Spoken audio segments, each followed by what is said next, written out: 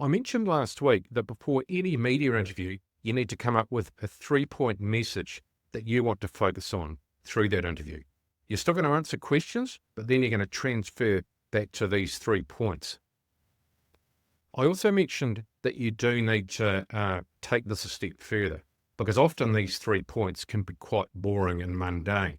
So what you need to do with them, you need to dress them up into language that interests the media to use them, and it also obviously interests your audience.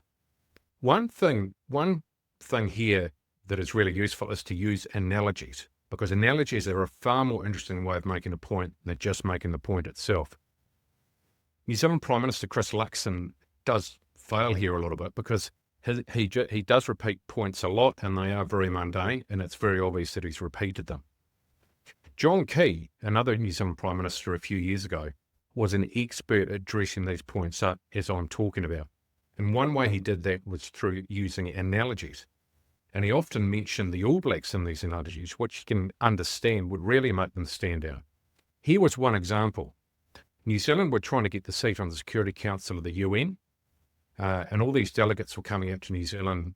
We were whining and dining them to try and get them to vote for us for the seat. John Key got asked, how much is the New Zealand taxpayer having to spend on these delegates coming here? And at one point he said, I can't give you that information because that'll give ammunition to our opponents for the seat. That's fine, but it's not overly exciting. So when he got asked again, he said it this way. He said, me telling you what we spend on those delegates would be like Steve Hansen, who was the All Black rugby coach, giving the England rugby team the All Blacks game plan for next Saturday's test. So you can see what he's done there. He's said the same point, but he's done it in a really attractive way. Media are going to love using that in their stories. People are going to really enjoy reading it or hearing it.